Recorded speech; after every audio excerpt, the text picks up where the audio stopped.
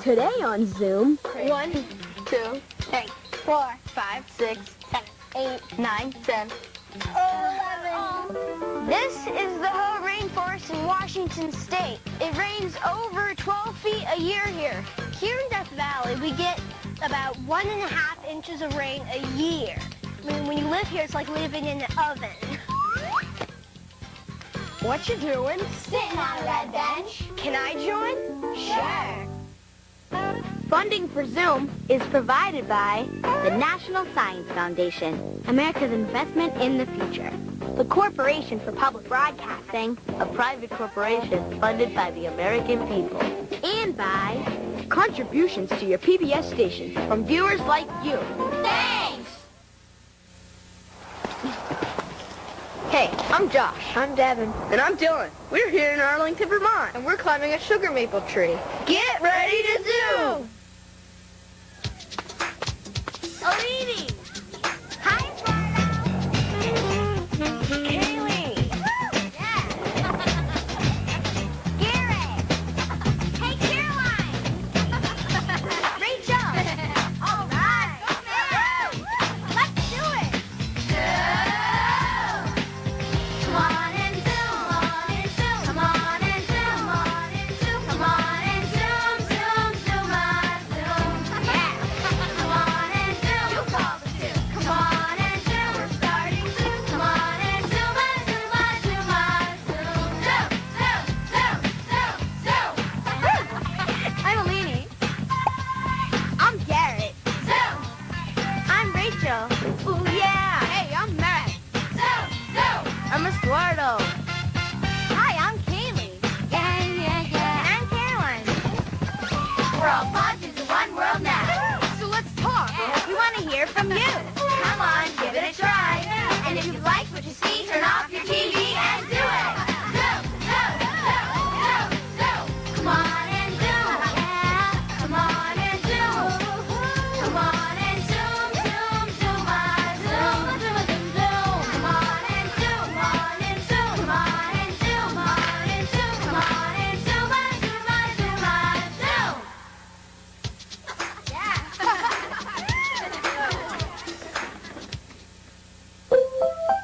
Welcome to Zoom. Do you know how to eat with chopsticks? If you don't, I'll show you. First, put one in your hand like this. Hold it like you'd hold a pencil. Then, put the other one in between your index finger and your thumb. Move your index finger and your thumb back and forth so that the tips touch. Try to pick something up, like this baby carrot. Now I'm going to try to pick up one of these marbles. Don't worry, I'm not going to eat it. But I am going to use it for this next game called Chopstick Pickup. It was sent in by Brittany S. of Baltimore, Maryland. The object of the game is to get as many marbles as possible using chopsticks in 30 seconds. Kaylee and Matt are going to play. Okay, ready? Good luck. On your marks. Get set. Go. Go, Matt. Oh, no. If you have trouble, you might want to get a different marble. Oh my God. Go, Caitlin. Oh my God. Come on, Matt. You can do it. Oh my gosh. Try a different one. Good job. Good job, Matt. You can do it. 15 seconds. Oh no. Good job, Matt. The marbles are so slippery, it's hard to grip. That's 2, 7, 6, 3. It's a tie so far. Oh, wow, you both have 3. Oh, now 4 for 2. Stop. Stop. I know. So, Kaylee went. So, Kaylee, you won.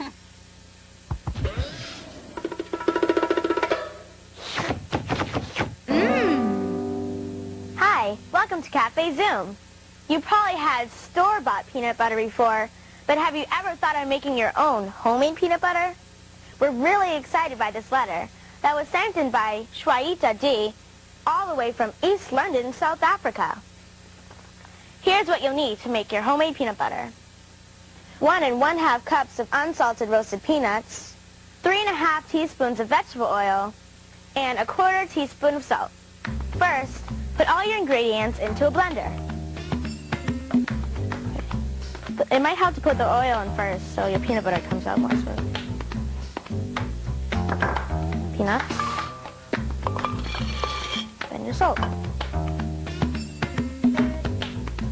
And if you're not allowed to use a blender, make sure you ask an adult to help you. Then blend your ingredients for 25 seconds. Cool. Okay.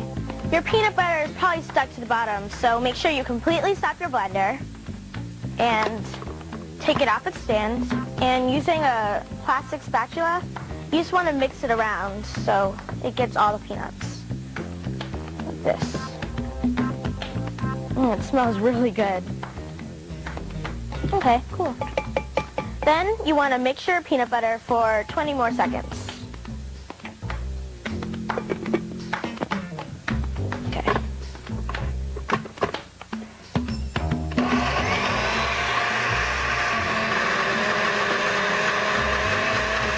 Okay, I think that's good. I like the chunky kind anyways. Okay, so you want to take your spoon and just scoop the peanut butter into a bowl. It's really good. I love peanut butter, especially peanut butter and jelly sandwiches. It's really good. Then, using a spoon, just stir it around so it gets a little more smooth. And it's easier if I like using the back of my spoon, so it's easier to spread it out. So, like this. It's nice and creamy. You can use your homemade peanut butter for other recipes, such as homemade peanut butter cups or butterfly bites. You can find these recipes at the Zoom website, pbskids.org. And I think peanut butter tastes really good with graham crackers. So, here we go. Bon appetit! Hey, Matt. Hi, Kaylee. What do ants use to smell good? I don't know. Deodorant. Get it? Deodorant? Do you need any?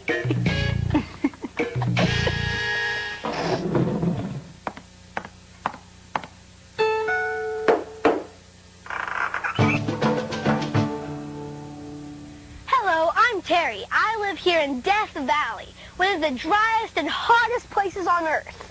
I used to have a friend named Jairus who lived here, but he moved away to the rainforest.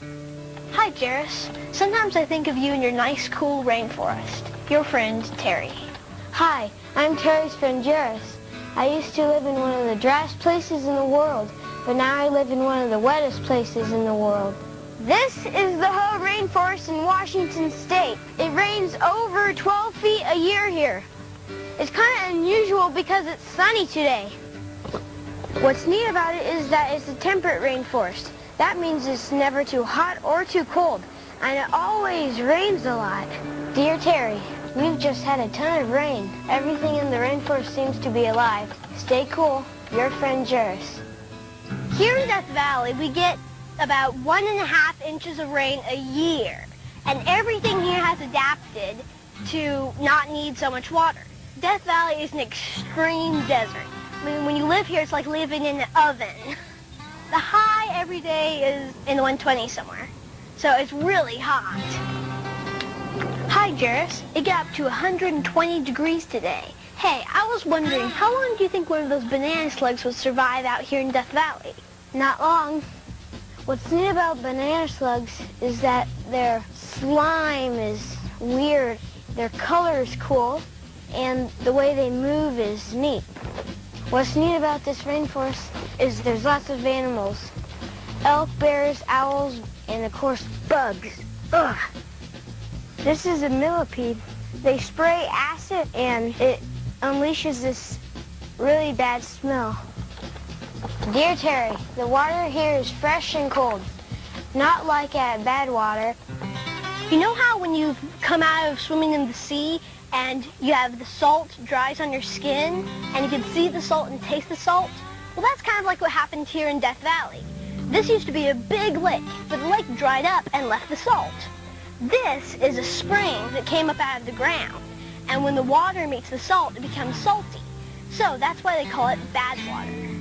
Even here in bad water, plants and animals have adapted to the extreme saltiness and heat. The pickleweed, for instance, it can drink this salty, hot water. And the insect larvae, they have to live inside really salty and really hot water. This is a nurse log, an old tree that has fallen down. As it rots, it feeds the new trees that are growing on top of it. This is moss growing from a tree. It likes lots of water, but it doesn't like sun. Whoa! Because it rains here so much, these huge trees don't have to have deep roots. This is a mesquite tree, and one of the main ways that it has adapted to deserts is by having really, really long roots. The roots go 40 feet deep down, so they can get all the water that's down there. A lot of times after I've come back from a hike, I think of Jairus because where he lives, there's moisture everywhere. I mean, it rains every day. Here's gonna rain soon. Gotta go. Bye. Humans have adapted, but not well enough. So I better get out of the sun before I dry up and blow away. See ya!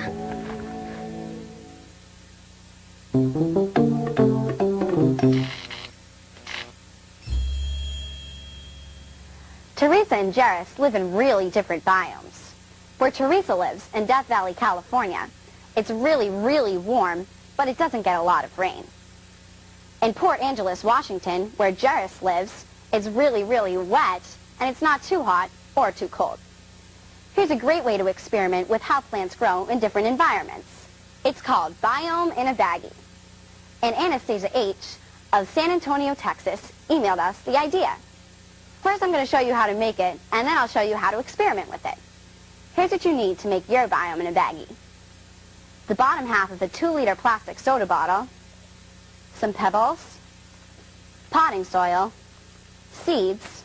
We're going to use grass seeds because they're really easy to grow and they grow fast, but you can use any seeds you want. You can even use beans. And a resealable plastic baggie. First, take some pebbles and put them in the bottom of the soda bottle. So I'm going to sprinkle a few in and make sure they're a ½ inch deep. I'll put a few more in. Now put some potting soil in. You want to put in twice as much potting soil as you did pebbles. I'm going to reach in. Oh, it's messy. Okay, perfect. Now it's time to plant your seeds. So you're going to dig a small trench in the center of the potting soil. So the trench should kind of go across the potting soil like that. Perfect. And make sure it's just as deep as your fingernails. So that's good because my fingernails are kind of hidden in it. Now sprinkle some seeds into the trench. You only want to put about a pinch in. And a pinch, believe it or not, will grow a lot of grass. So, okay. Now cover your trench up with soil. Okay. And now water the soil. You want to water it until it's, you can see the water collecting in the pebbles. There. That's good. That's enough. Now put your biome in a plastic baggie and seal it up. Okay.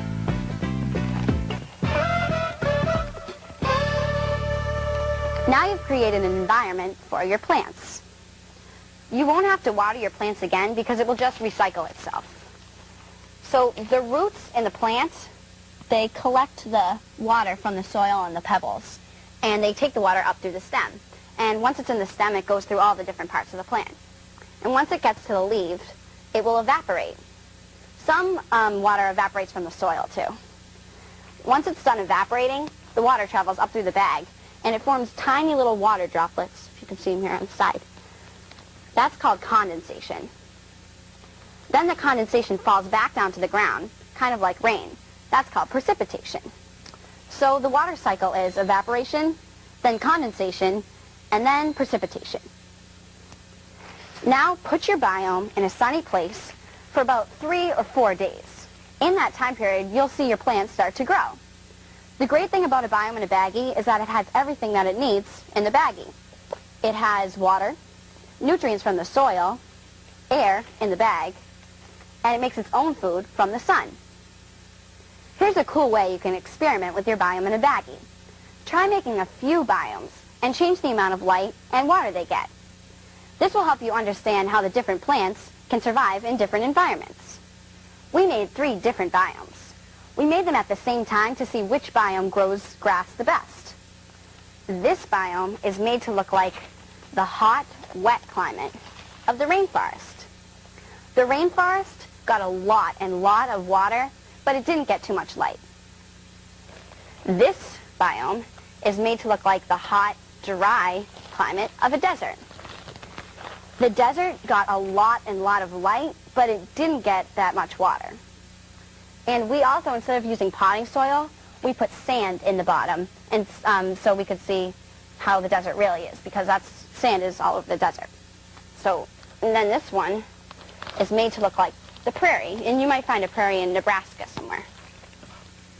And the prairie got a medium amount of light and a medium amount of water. And I think that the grass definitely grew the best in the rainforest. And I think so because there was a lot of water in the rainforest, and I think that helped the grass a lot, the water. And also, I think it's hot during the day in the rainforest, so that helped it too, but it gets cooler in the nighttime. And I think the second best would be the prairie, because the grass grew well, but just not as well as the rainforest. And the desert didn't grow any grass. I don't think the grass grows very well in sand, and that's what we put in the container instead of potting soil. Eventually, your biome will run out of carbon dioxide. Do some research to figure out if you can keep your biome for a really long time. To do this, you can take a visit to your local library, or you can ask a parent or a teacher for their help. Then send your discoveries to Zoom. You've got to send us email. Send it to Zoom. PBSkids.org. Hey, Rachel, Hey, what's up? what did one firefly say to the other? I have no idea. You glow, girl. Hello, girl. What's up? What's up? What's up? What's up? What's up? What's up? What's up? What's up? What's up? What's up? How do you cheer yourself up when you're feeling down? I cheer myself up when I'm feeling down by reading a book or playing a game. Going over to my friend's house.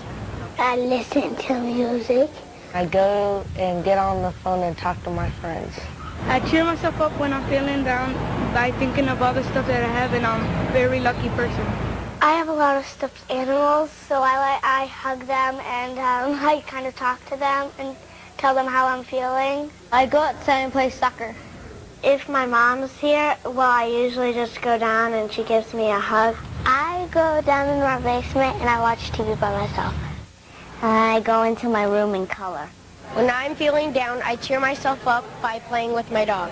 I sing on my karaoke machine. Granny Anderson, a poem by Alexis T. of Espanola, Ontario in Canada. There goes Granny Anderson. Each day she comes by here. Year in, year out, she takes her walk. Her house is rather near. Of late I've noticed she's grown old. She's a little fatter. Her eyes are dim and her legs are weak. She growls if you pat her. Oh dear, perhaps I should explain. Here's an epilogue. The lady's name is Betty. Granny Anderson's the dog. I love that poem.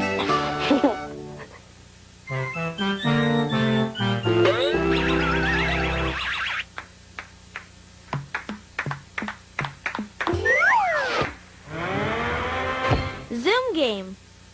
We're going to be playing a game that we like to call 11. It was emailed to us by Natasha B. of Petawawa, Ontario in Canada. Here's how to play. First, start counting from 1 to 11. I'm 1. 2, 3, 4, 5, 6, 7, 8, 9, 10, 11. Kaylee's 11, and the person who's 11 is always out. So Kaylee's out.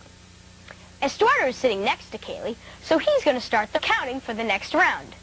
But before we do that, we all change places in the circle. Okay. All right, Kaylee, since that was just a practice round, how about you stand? Yeah, Okay. you stand. Right. Let's switch. I'm going over here. Ready? Okay. Okay. All right, I'll start. 1, 2, 3, 4, 5, 6, 7, 8. Oh, 9, 10. 11. You said so. Okay, so now Caroline starts? Yeah. No, but we have to switch. Oh, yeah. Oh, yeah. Okay. 1, 2, 3, 4, 5, 6, 7, 8, 9, 10, 11. Good job, Matt. 11. So, Kaylee, you start. Okay, so Oh, yeah, I keep forgetting this. 1, 2, 3, 4, 5, 6, 7, 8, 9, 10. Oh, 11. I got myself out. Caroline, you start again. No, you're going to carry? Oh, yeah. Okay, let's Here, I'll get it. 1, 2, 3, 4, 5, 6, 7, 8, 9, 10. 11. Oh, Caroline. Good job, Caroline. All right. Okay, so let's do it. Yeah. All right, 1, 2, 3, 4, 5, 6, 7, 8, 9, 10. 11.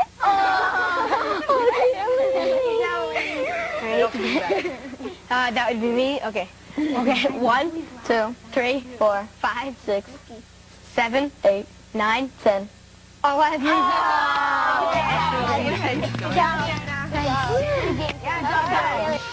Hey, Alini, Yeah? what type of vegetable do bugs avoid? I don't know. Squash.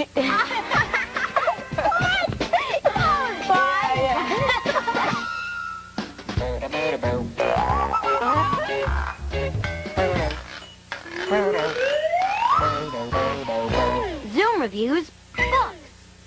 One of my favorite books is The Witch of Blackbird Pond, written by Elizabeth George Spear and illustrated by Barry Mosher.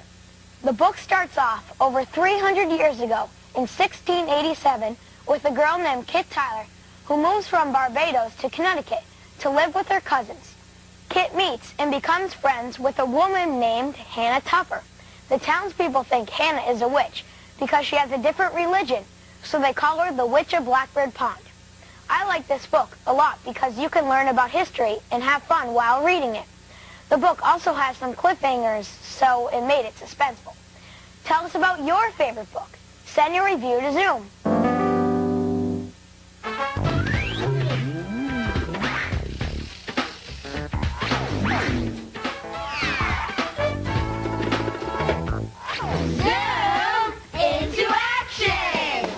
Here are members of the Zoom team who help kids who lost their homes in fires. The second graders at the Fallbrook School in Leominster, Massachusetts, held a bake sale so that kids could replace things they lost in a fire. They were able to raise $296. And another Zoom team member, Brady S. of Sydney, Maine, learned that a boy and his family had lost all their stuff in a fire too. So Brady and his sister donated some of their own toys and books. That's very cool, Zoom teamers. If you want to Zoom into action, but aren't sure how to get started, check out the Zoom website at pbskids.org. Zoom into action! Zoom into action! And join the Zoom team!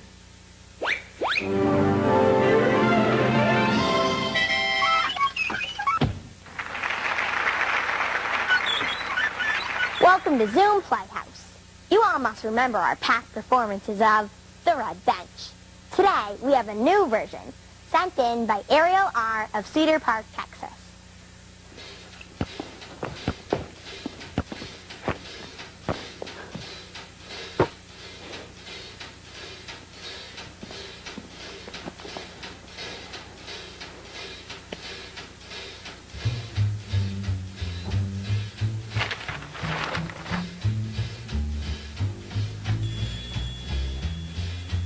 What you doing? Sitting on a red bench. Can I join? Sure.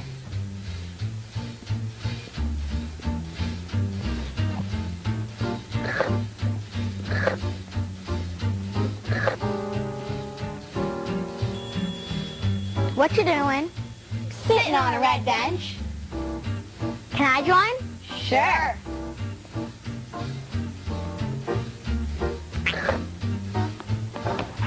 Come on, Rosie, come on. good girl. What you doing? Sitting on a red bench.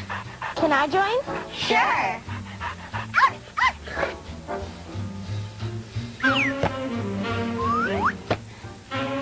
What you doing? Sitting on a red bench. Can I join? Sure.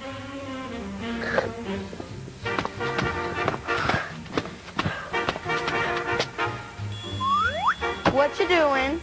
Sitting on a red bench. Can I join? Sure.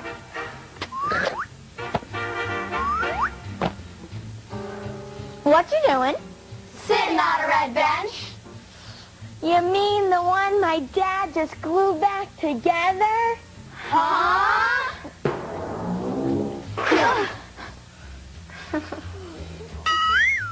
Oh,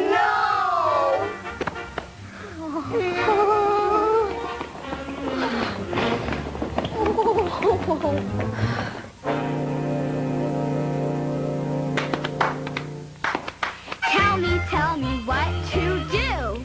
You've got to send us email. CWM Box 350. Boston Mass. 02134 email. Send it to Zoom. Email pbskids.org. Email pbskids.org.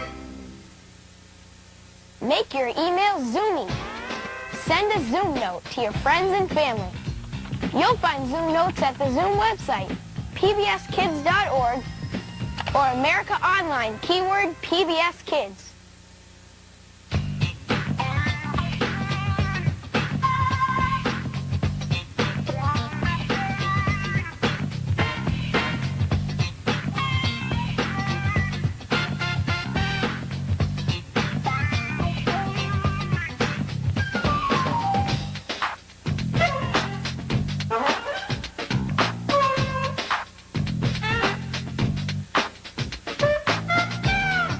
Submissions become the property of Zoom and will be eligible for inclusion in all Zoom media. This means that we can share your ideas with other Zoomers on TV, The web, in print materials, and in other media. so send it to Zoom. Old MacDonald had an idea, E-I-E-I-O, and on the web he sent it to Zoom, E-I-E-I-O, With a PBS Kids here and a .org there, here a click, there a click, everywhere a click, click. Old MacDonald sent it to Zoom. pbskids.org. Oink oink, quack, quack, oink, oink, oink, tasty, tasty, oink, oink, quack, oink, quack. Funding for Zoom is provided by the National Science Foundation, America's investment in the future. The Corporation for Public Broadcasting, A private corporation funded by the American people. and by Contributions to your PBS station from viewers like you. Thanks.